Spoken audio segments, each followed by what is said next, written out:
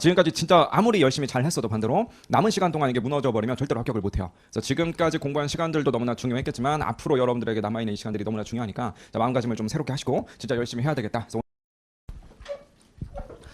네, 안녕하세요.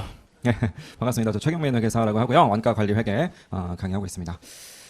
시간 빠르죠. 네, 벌써 더위도 한풀 꺾이고 이제 9월 돼서 이제 객관식 할 때가 됐는데 지금쯤 되면 슬슬 이제 마음의 긴장감이 좀 생기실 거예요. 그래서 처음에 이제 기본서 보고 그럴 때는 뭐 아직 시험 멀었지 약간 이런 느낌 드는데 한참 이제 더웠다가 요거 이제 더위 꺾이고 좀 찬바람 좀 불고 좀 할 거 아니겠어요? 이제 좀 있으면 그렇죠?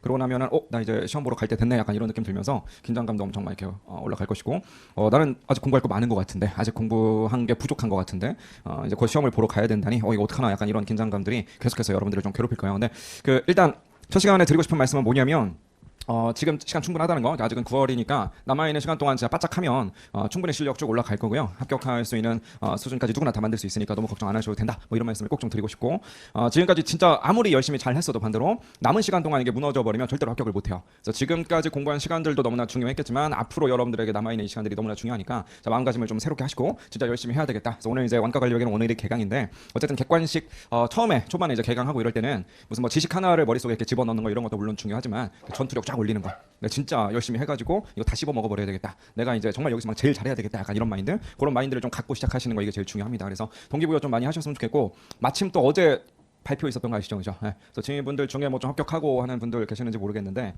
저 수험생 때도 옛날에 생각을 해보면. 이맘때쯤이었겠지. 그래서 학교에서 이제 저는 고시반에서 공부를 했었는데 이제 공부를 하고 있는데 이제 선배들 중에 이제 누가 합격을 했대. 그래서 합격한 분들이 와가지고 이제 밥도 사주고 막 이렇게 할 거 아니겠어요. 근데 이제 되게 부러워. 이제 합격했다. 나는 이제 시험 봐야 되는데 난 1차도 아직 안 봤는데 최종 합격을 막 했대. 그러니까 되게 막 대단해 보이고 부럽고 막 이랬었는데 부럽다라는 생각하는 것도 물론 좋긴 한데 거기서 이제 동기부여를 좀 해야 돼요. 저 사람도 하는데 내가 못할 게 뭐야? 약간 이런 느낌으로 그죠? 와서 이제 합격했다고 이제 밥 사주고 하는 선배들 중에 보면 딱 봤을 때 평상시에 이제 행실이나 이런 것들을 딱 봤을 때 진짜 성실하고 혹은 뭐 진짜 공부 잘하고 이제 뭐 공부뿐만 아니라 사람 자체가 좀 똑똑한 것 같아. 막 박학다식해 이런 사람들도 물론 있긴 한데 저 사람이 합격했다고 약간 이런 느낌 있잖아요. 학교 앞에 그때 당시에만 해도 이제 학교 앞에 이제 대학생들 맨날 모이는 그런 장소가 이제 당구장 뭐 이런 데 있잖아요. 그래서 당구장 가면 맨날 보이는 그 선배 하나가 있었어요.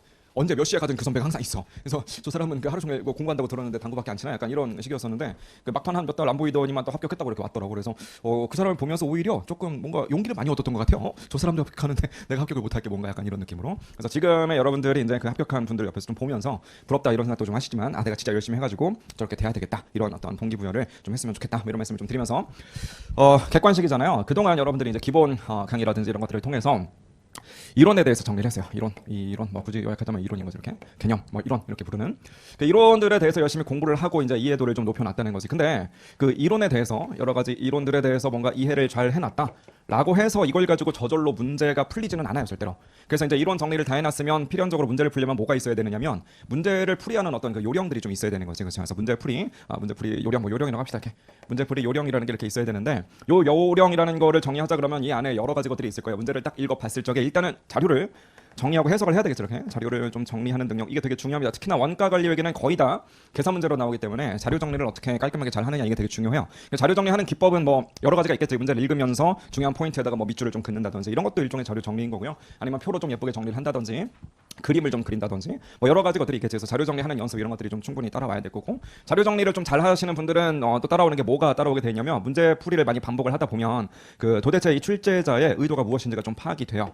출제자가 도대체 나한테 뭘 물어보려고 이런 식의 문제를 만들었는가 뭐 이런 것들이 이제 파악되는 그런 눈이 좀 떠질 거야. 그래서 그게 될 때까지 열심히 좀 반복을 해야 되겠고 출제 의도 파악되고 이런 것들을 계속 하다 보면은 이게 시간이 생각보다 오래 걸린다라는 걸 여러분들이 깨닫게 되죠. 물론 시험 제도가 좀 개편되면서 다 아시다시피 이제 회계학이 10분 정도 늘어났잖아요. 늘어났으니까 이제 기존에 비해서는 조금 그래도 여유가 생겼다라고 볼 수 있긴 한데 그래도 크게 막 유의미하게 차이가 있을 거냐라고 한다면 원래 기존에도 시간이 워낙에 부족했기 때문에 10분 조금 더 주어졌다라고 해서 이젠 시간 여유 있게 풀 수 있다 이건 절대로 아니라고. 그래서 우리는 정말 빨리 푸는 그런 연습을 좀 해야 되거든요. 그래서 시간을 좀 단축하는 이런 훈련 뭐 이런 것들이 좀 이루어져야 되겠지. 그렇죠? 그래서 사실 이런 부분들이 좀 이루어져야만 우리가 최종적으로 문제를 풀어내서 답을 맞출 수가 있게 되는데 모르겠어요. 이게 아무래도 객관식 시험이고 주어져 있는 제한된 시간 내에 답을 최대한 많이 맞춰야 되는 그런 어떤 시험이다 보니 그런 평가 방식이다 보니까 오히려 얘보다도 우리가 뭐 예를 들어 그 교양을 쌓기 위해서 공부를 하는 것이거나 혹은 뭐 논문을 쓰기 위해서 공부를 한다 그러면 당연히 얘가 훨씬 더 중요하겠지. 근데 우리는 어쨌든 시험을 봐서 일정 점수 이상을 맞춰야만 되는 그런 부담이 있다 보니까 둘 중에 이제부터는 비중을 어디에다 둬야 되느냐 이쪽에다 둬야 되고 이런 부분들에 대해서 이제 좀 더 자세하게 포커스를 맞추는 것이 이제 객관식 강의입니다. 물론 아무리 객관식 강의다라고 할지라도 문제를 풀어내기 위해서는 당연히 이론이 좀 깔려 있어야 되니까 문제를 풀어내기 위한 이론 설명을 제가 충분히 드릴 거야. 충분히 드릴 건데 여러분들 머릿속에 이제 슬슬 비중을 이쪽보다는 이쪽으로 많이 이제 좀 옮겨와야 되겠구나 이런 생각을 좀 하셔야 돼요. 이해할 수 있겠죠? 그래서 이쪽에 좀 더 포커스를 두고 얘네들의 실력이 늘기 위해서 가장 중요한 건 뭐냐면 반복입니다. 반복. 최대한 많이 해봐야 돼요. 회계는 이게 그 반복하는 사람이 무조건 잘할 수밖에 없는 구조거든요. 그러니까 그 똑같은 문제를 풀었다라고 할지라도 어떤 사람은 10번을 반복했는데 어떤 사람은 또 20번을 반복을 했대. 그럼 20번 한 사람이 10번 한 사람보다 무조건 잘 풀어요. 뭔 말인지 아시겠죠? 그래서 최대한 좀 반복 학습을 하면서 이런 내용들을 좀 연습하시는 거 그게 객관식 강의에서의 목표다. 이렇게 생각을 하시면 되겠어요. 그죠? 그러니까 뉴스 보니까 요새 러닝이 되게 유행이래요. 러닝. 그죠?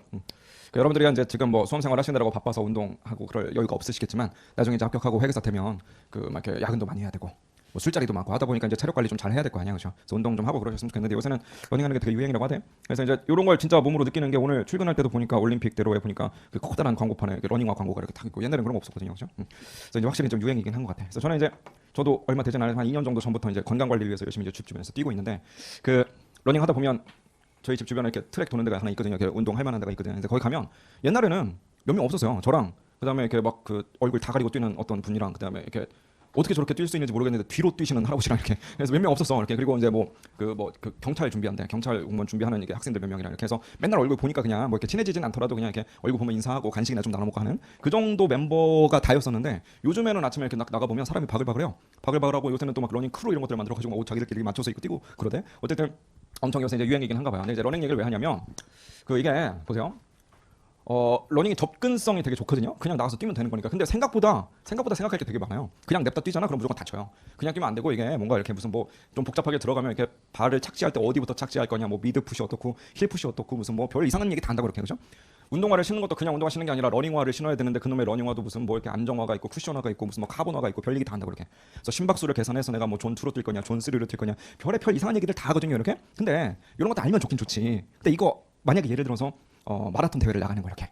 마라톤 대회를 나가야 되는데 내가 거기서 좋은 성적을 내고 싶어. 그러면 얘네들에 대해서 빠꼼하게 완벽하게 내가 공부를 정리하고 이런 정리를 딱 요약을 해놓는다. 이거랑 일단 나가서 뛰어본다. 이거랑 뭐가 더 중요하겠어요?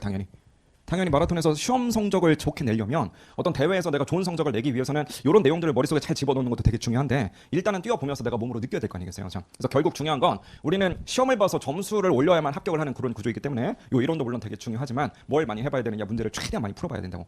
뭔 말인지 이해되셨죠? 그래서 어쨌든 간에 객관식 교재에 보시면 엄청나게 많은 문제들이 수록이 좀 되어 있는데 이 많은 문제들을 다 풀 수는 없어요. 다 풀 필요도 없고. 근데 이제 그 앞으로 이제 수업을 들으시면서 여러분들한테 꼭 좀 말씀드리고 싶은 건 제가 이제 다루어 드리는 문제들이 있죠. 제가 풀어 드리는 문제라든지 아니면 풀어 보라고 그냥 언급하는 문제들. 그런 문제들은 그냥 지나치지 마시고 문제들 체크를 좀 해 놓으세요.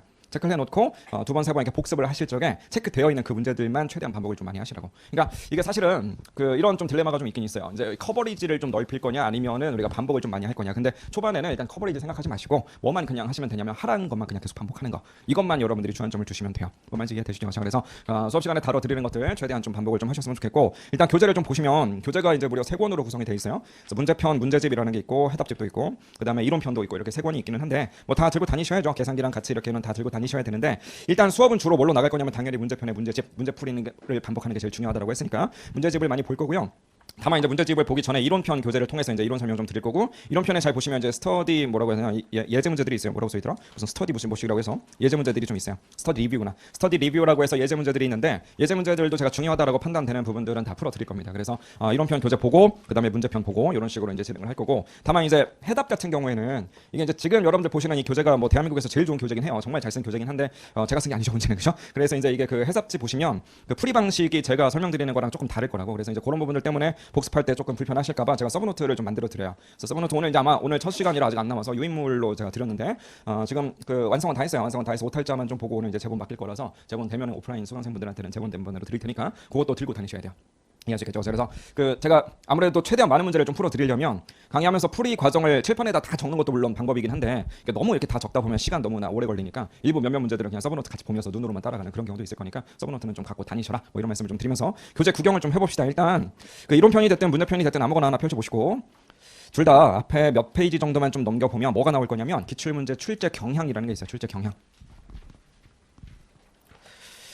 출제 경향 한번 보시면 그 기본 강의 때에도 어떠한 챕터들이 되게 중요하다 이런 얘기 들으셨을 건데 역시나 걔네들의 출제 경향, 출제 비중이 되게 높구나라는 거 볼 수가 있을 거예요. 그래서 2003년에서부터 2024년까지 이제 어떤 문제들이 몇 문제나 출제되었는지 쭉 소개가 되고 있는데 제가 그때 합계만 좀 봅시다. 합계 보면 역시나 어떤 애가 제일 중요한 것 같아요. 딱 보니까 일단 딱 눈에 띄는 게 제일 먼저 종합원가 계산 눈에 띄네, 그죠?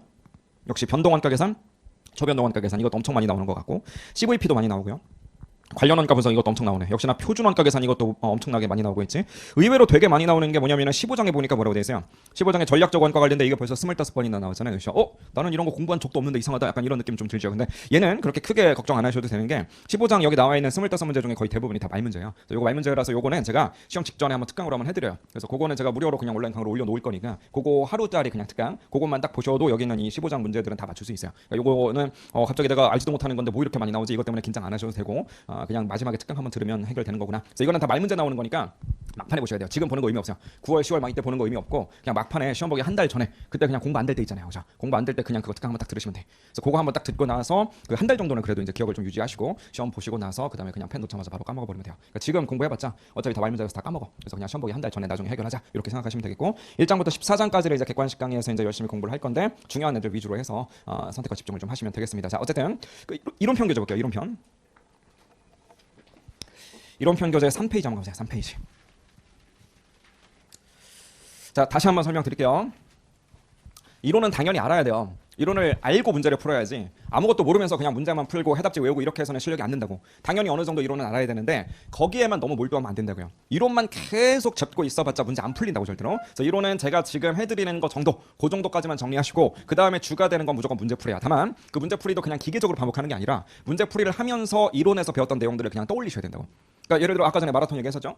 뛰면서 몸으로 뛰어봐야 된다고 이렇게. 물론 그 전에 사전 지식으로 무슨 뭐 발을 어디부터 해야 되는 둥, 무슨 뭐 신발을 뭘 신어야 되는 둥, 페이스를 어떻게 조절해야 되는 둥 그런 것들 조금 알고 어느 정도는 알고 뛰어야 부상은 안 당하니까 어느 정도는 알고 일단 나가서 뛰어야 되는데 뛰면서 수정하는 거야. 뛰면서 맞다 내가 아까 전에 공부했을 때 여기서 발 이렇게 해야 된다고 했었는데 뭐 보폭을 어떻게 했어야 된다고 했는데 뭐 심박수가 어떻게 되면 어떻게 조절해야 된다고 했었는데 그런 것들을 떠올리면서 계속해서 조정하는 거로 이렇게. 뭔 말인지 아시겠죠? 그래서 이런 편에서 제가 설명드리는 내용들 그 정도 선으로만 딱 정리하시고 나중에 문제 풀면서 반복하시면서 모르는 게 있거나 혹은 여러분들이 주의할 사항들이 있다라고 한다면 그때 다시 이런 내용들을 좀 보면서 정리 이렇게 하시면 된다고. 이해되시죠? 3페이지에 보시니까